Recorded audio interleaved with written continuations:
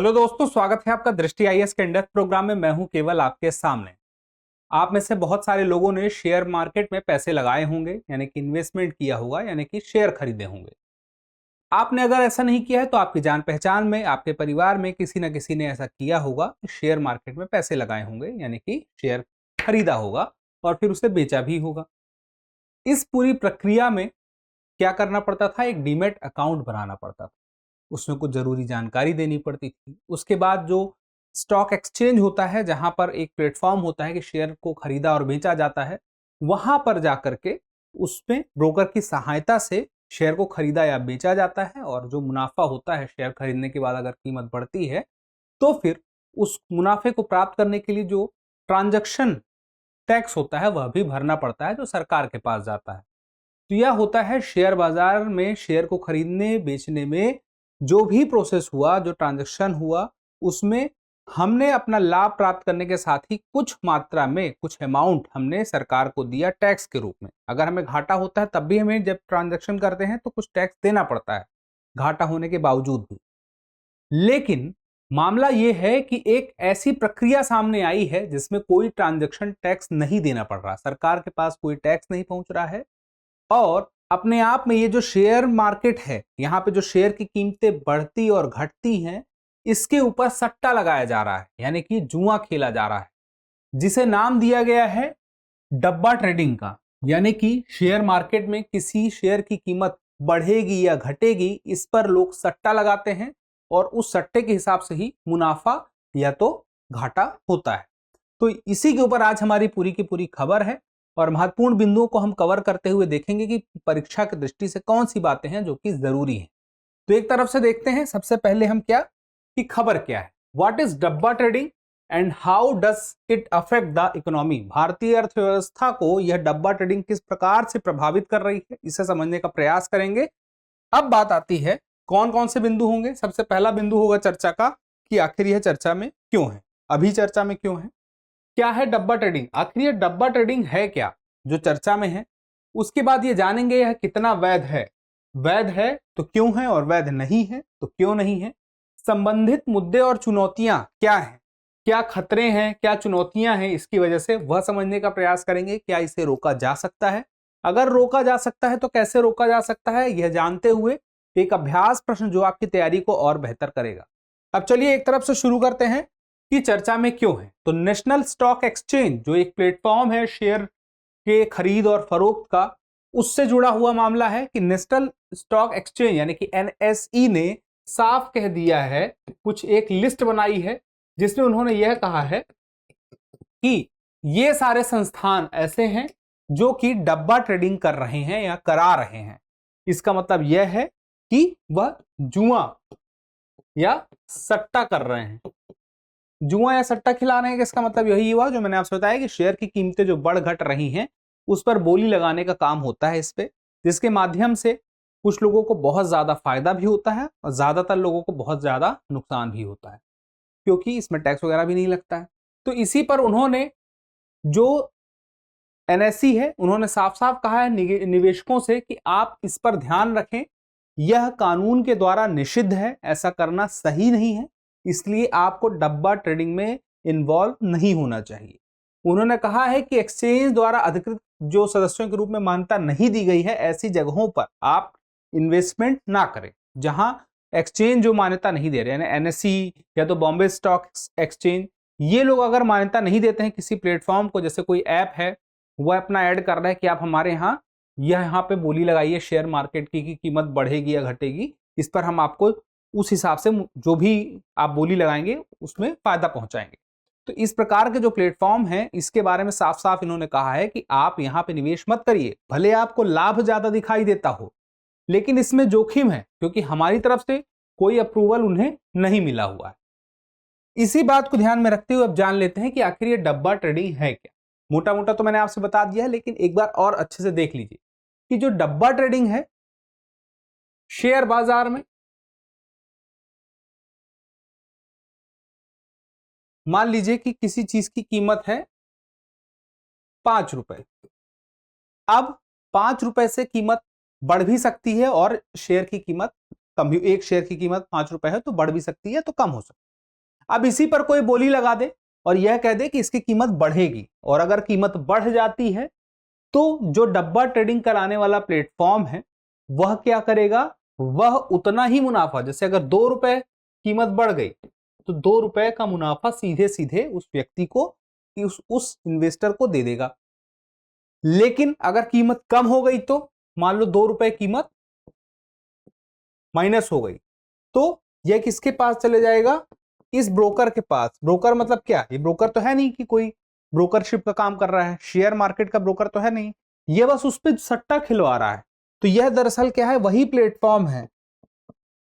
कौन सा प्लेटफॉर्म है, जहां पर यह डब्बा ट्रेडिंग हो रही है, पूरा पैसा उसके पास आ जाएगा। इसमें क्या है, कोई टैक्स भी नहीं देना पड़ रहा इन्हें, किसी प्रोसेस में नहीं है। तो इसका मतलब क्या हुआ कि यह अपने आप में पैरेलल एक अलग ही मार्केट चल रहा है, अलग ही अर्थव्यवस्था चल रही है। अब चूंकि इसकी वजह से सरकार के पास टैक्स नहीं जा रहा है तो अपने आप में यह लीगल नहीं है, और इसके बारे में सरकार को जब पता ही नहीं है तो सरकार को कोई लाभ भी नहीं हो रहा है। स्टॉक एक्सचेंजों के दायरे से बाहर की ट्रेडिंग है, सबसे पहला पॉइंट इसका यही समझ लीजिए। जैसे एनएसई है, नेशनल स्टॉक एक्सचेंज है, बॉम्बे स्टॉक एक्सचेंज है, और दुनिया भर में अलग अलग स्टॉक एक्सचेंज हैं। तो जब भी किसी को शेयर में खरीद फरोख्त करना होता है तो इन्हीं के पास आता है और यही शेयर खरीदता है, यही शेयर बेचता है ब्रोकर के माध्यम से। लेकिन यहाँ पे ऐसा कुछ नहीं है, यहाँ पे ये लोग क्या कर रहे हैं, पूरा का पूरा यही जो स्टॉक एक्सचेंज में जितने भी कंपनियां हैं जिनके शेयर यहाँ पे खरीदे और बेचे जा रहे हैं, उनकी कीमतें जो बढ़ रही हैं, घट रही हैं हर सेकंड हर मिनट में, उन कीमतों पर ही ये पूरा का पूरा सट्टा खिला रहे हैं। तो जब इनकी ऐप में आप जाएंगे तो पूरा शेयर मार्केट ही आपको दिखाई देगा, वही कंपनियां ही दिखाई देंगी, उनकी बढ़ती घटती कीमतें ही आपको दिखाई देंगी। बस इसमें होगा यही कि जैसे 1 मिनट के लिए भी लोग खिलाते हैं कि 1 मिनट में फला कंपनी का जो शेयर है वो कितने रुपए बढ़ जाएगा, इस पर बोली लगाइए। तो ज्यादा बोल देगा और उतना अगर हो गया तो उस हिसाब से उसको प्रॉफिट मिल जाएगा, माइनस हो गया तो उसको नुकसान हो जाएगा, उतना पैसा देना होगा। अब इसमें इन लोग को क्या है कि वास्तविक लेन देन किए बिना होता है। कहने को तो शेयर मार्केट का ही सारा कुछ आएगा ऐप में, सब कुछ वही देखा, जिस प्लेटफॉर्म पे ऐप में हो या वेबसाइट में हो, जिसके थ्रू जो भी डब्बा ट्रेडिंग का वो प्लेटफॉर्म होगा, सब कुछ वही दिखेगा, शेयर मार्केट जैसा ही दिखेगा। लेकिन शेयर मार्केट में इन्होंने पैसे लगाए नहीं है, इन्होंने बस सट्टा खेला है कि कीमत बढ़ सकती है, घट सकती है, और बढ़ने पर उनको उतना ही मुनाफा मिल रहा है। जिस प्रकार से पहले पैसा लगाते हैं लोग शेयर मार्केट में, जब उतना कीमत अगर बढ़ जाए तब जाके प्रॉफिट होता है। यहाँ तो हमने पैसा लगाया नहीं, बस हमने बोली लगा दी कि हाँ बढ़ सकती है, और उतने में अगर प्रॉफिट होना है तो हो गया, घाटा होना है तो हो गया। अवैध और अनियमित है, इस वजह से इसे जुआ कहा जा रहा है। देखिए सेबी का भी कोई कंट्रोल नहीं है, security of exchange board of India, security and exchange board of India जो सेबी है, वह जो है काम क्या करती है, जो निवेशक हैं शेयर बाजार में निवेशकों की सुरक्षा करती है। लेकिन यहां पर वो सुरक्षा नहीं कर सकती है क्योंकि ये अवैध है, इसके लिए कोई नियम नहीं बना, ये अपने हिसाब से ये सट्टा खिला रहे हैं। उसके अलावा यहां पर भी वही प्रभाव देखने को मिलता है जो शेयर मार्केट में बुल एंड बियर वाला प्रभाव होता है, तेजड़िया और मंदड़िया वाला, कि अगर मार्केट में तेजड़िया हैं तो वो किस प्रकार से कीमत बढ़ाएंगे, मंदड़ियां ज्यादा होंगे तो किस प्रकार से कीमत कम होगी। तो उसका असर तो साफ साफ यहाँ पे दिखेगा, शेयर मार्केट में जो कुछ भी होगा उसका असर यहाँ पे दिखेगा। ट्रांजैक्शन टैक्स भी कोई नहीं लगता है, जैसे मैंने आपसे बताया कि लगता है सिक्योरिटीज ट्रांजैक्शन टैक्स लगता है, कमोडिटी ट्रांजैक्शन टैक्स लगता है, लेकिन इसमें नहीं लगेगा क्योंकि अवैध है, सीधी सी बात है। और यहां पर जो मोटा हिसाब यही है कि जितना किसी को नुकसान होगा, क्योंकि यहां पे कोई कंपनी तो है नहीं, कंपनी को आप पैसे दे रहे हो, किसी को दे रहे हो, आप पैसे सीधे किसको दे रहे हो, जो ये सट्टा खिला रहा है, वह जो प्लेटफॉर्म है डब्बा ट्रेडिंग के लिए, जो भी प्लेटफॉर्म है, आपने उसको पैसे दिए थे, उस व्यक्ति को आपने पैसे दिए, आपने बोली लगाई, आप हार गए, जितना आप हारोगे वो पैसा सीधे किसके पास जाएगा, जो भी वह व्यक्ति होगा, वह ब्रोकर आप चाहे तो उसको कह सकते हैं, जितना उसको लाभ होगा उतना ही यानी कि आपको हानि हुई है। उदाहरण के तौर पर समझ लेते हैं, आपने 10 रुपए का शेयर एक खरीदा और 2 रुपए का आपको क्या हो गया, घाटा हो गया। आपने बोला था 12 रुपए कीमत होगी, बढ़ेगी और 12 रुपए हो जाएगी, लेकिन हुआ क्या कि कीमत और कम हो गई तो 8 हो गई। तो आपने जो 10 लगाया था, 10 रुपए अपनी तरफ से लगाए थे, क्योंकि ये पैसे तो ये ले लेते हैं, भले ये शेयर मार्केट में पैसे लगाएं चाहे ना लगाएं, ये अपने पास पैसे ले लिए, अब इनके पास पैसे आ गए, इन्होंने आपसे जो 10 रुपए लिए थे उसमें से 2 रुपए ये माइनस कर देंगे, तो ये पैसे किसके पास गए? इनके पास गए। इन्होंने इस प्रकार से अपनी कमाई की। तो देखिए, कहने को तो अगर आपने सही सट्टा लगा लिया ढंग से, ठीक ठाक पैसे लगा लेंगे, लेकिन ये क्या भरोसा कब तक आपको दें, कब नहीं दें, मुनाफा देने से मना कर दें, आप कुछ कर भी नहीं पाएंगे। क्यों नहीं कर पाएंगे? आप कोई तंत्र ही नहीं है इनके खिलाफ, कोई नियामक नहीं है, ये वैध है नहीं। तो पहला सवाल तो आपके ऊपर आएगा कि आपने पैसे क्यों लगाए। अब आगे की बात आती है वैधता की बात।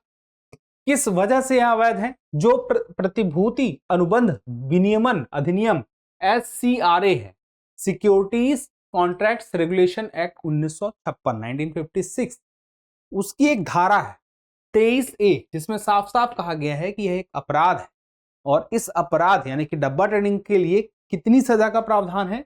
10 साल की अवधि के लिए, अधिकतम 10 साल की अवधि, या तो 25 करोड़ तक का जुर्माना, या फिर दोनों का दोनों ही हो सकता है। यह बात ध्यान रखिएगा। तो इसमें सजा है और ठीक ठाक सजा है। संबंधित मुद्दे एवं चुनौतियां देखिए क्या है। डब्बा ट्रेडिंग अगर हो रही है तो कुछ चुनौतियां हैं और कुछ मुद्दे हैं जो हमें समझना चाहिए, जैसे कि औपचारिक बैंकिंग प्रणाली के दायरे से बाहर है। वह प्रणाली नहीं है यहां पे कि आपको टैक्स देना है, सरकार की जानकारी में है तो सरकार उससे टैक्स डिडक्ट कर रही है।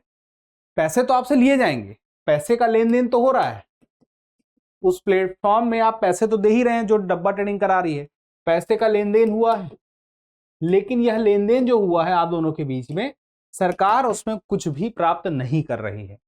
कमोडिटी यानी कि ट्रांजैक्शन टैक्स और दूसरा सिक्योरिटीज ट्रांजैक्शन टैक्स, ये नहीं लग रहा है। दूसरी बात, आप कहने के लिए तो ये लाभ की बात है कि आपका टैक्स बच गया, टैक्स बचा, ठीक है, लेकिन जोखिम, सवाल यही है, जोखिम भी तो है। यही बात है, निवेशकों के लिए सुरक्षा की कमी है। विनियामक दायरे से बाहर होने का अर्थ है क्या? निवेशकों के पास सुरक्षा नहीं है। जो उन्होंने पैसे लगाए हैं, सामने वाला व्यक्ति जहां उस पैसे गए हैं जिस प्लेटफॉर्म पे, वो वापस नहीं देगा तो आप कुछ नहीं कर सकते, क्योंकि सेबी यहां पे आपकी कोई मदद नहीं कर सकता। विवाद समाधान तंत्र नहीं है यहाँ पे, शिकायत निवारण तंत्र नहीं है, आप कहां शिकायत करेंगे?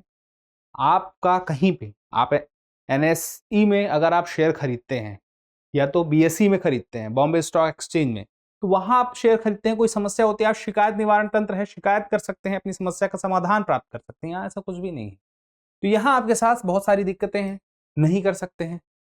यहाँ पे काला धन बहुत आसानी से लोग सफेद कर रहे हैं, एक समानांतर अर्थव्यवस्था है, यहाँ पर पूरी की पूरी संभावना बनी है कि जो काला धन है वह यहाँ पे आएगा। इसके अलावा मनी लॉन्ड्रिंग यहाँ पर होने की पूरी संभावना है, जिसके माध्यम से आपराधिक गतिविधियां जो हैं उन्हें अंजाम दिया जा सकता है। तो ये सारी की सारी क्या है, ऐसी चुनौतियां हैं जिसे निपटने की जरूरत है। कैसे निपटा जाएगा, कुछ उपाय भी देख लेते हैं, जैसे कि कानूनों का सख्त प्रवर्तन। अब जैसे कि कहा गया था, कौन सा कानून था? प्रतिभूति अनुबंध विनियमन अधिनियम 1956, जिसमें क्या बात कही थी कि सजा का प्रावधान है, वैध नहीं है, सजा भी ठीक ठाक है, करोड़ों रुपए का जुर्माना भी है, लेकिन इसे हमें अच्छी तरह से लागू करना होगा ना, कड़ाई से लागू करना होगा। जब हम कड़ाई से लागू करेंगे, दोषियों को दंड मिलेगा, तभी इस पर रोक लग पाएगी। कानून बना हुआ है लेकिन लागू नहीं हो पाएगा ढंग से कड़ाई से, तो कोई फायदा उसका नहीं है। जागरूकता बढ़ानी होगी, डब्बा ट्रेडिंग से क्या खतरे हैं। यह चीज तो साफ साफ दिख जाती है आसानी से कि मुनाफा बहुत ज्यादा हो रहा है, लेकिन उस मुनाफे के साथ में खतरा इतना बड़ा है कि शायद आपने मुनाफा बहुत ज्यादा कमा लिया, लेकिन खतरा ऐसा आया कि सारा का सारा मुनाफा धरा रह गया, आपका पैसा चला गया। तो हमें समझना पड़ेगा उसके जोखिमों को, इसकी जानकारी लोगों तक होनी चाहिए। सोशल मीडिया और मोबाइल ऐप की निगरानी रखना होगा। क्यों रखना होगा? क्योंकि ये जो डब्बा ट्रेडिंग प्लेटफॉर्म है, सोशल मीडिया के माध्यम से अपना प्रचार कर रहे हैं, एप्स के माध्यम से लोगों तक पहुंच रहे हैं और उसी के माध्यम से पैसे लोगों से ले रहे हैं। तो इसकी निगरानी रखी जा सकती है, तो वह निगरानी रखी जानी चाहिए। अब मान लीजिए जब हम इनकी निगरानी रखेंगे तो होगा ये कि कौन ऐसा कार्य करा रहा है, हमें तुरंत पता चल जाएगा और हम सख्त कार्रवाई करके वहीं का वहीं इसे रोक सकेंगे। अब बात यहां पे एक और आती है कि ये जो प्लेटफॉर्म्स होते हैं, ज्यादातर ये देखा गया है दूर देश में होते हैं, भारत में है ही नहीं।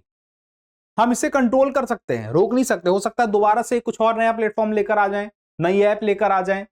तो इसे अभी सरकार को दूर तक आगे तक सोचना होगा कैसे इस पर वो अपना शिकंजा सरकार कसे।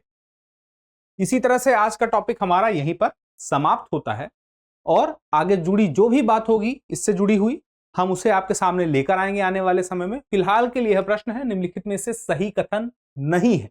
कौन सा नहीं है, पहचानिए। भारत में डब्बा ट्रेडिंग वैध नहीं है। फिर है, डब्बा ट्रेडिंग करने पर अधिकतम 10 वर्ष की सजा का प्रावधान है। डब्बा ट्रेडिंग में ट्रांजैक्शन टैक्स नहीं लगता है। अगला है, डब्बा ट्रेडिंग औपचारिक बैंकिंग प्रणाली से बाहर नहीं है। आप अपना उत्तर कमेंट बॉक्स में जरूर दीजिएगा। आप कमेंट करते हैं तो हमें और बेहतर करने की प्रेरणा मिलती है। जल्दी मिलते हैं अगले एपिसोड में, तब तक के लिए स्वस्थ रहें, मस्त रहें और पढ़ते रहें। धन्यवाद।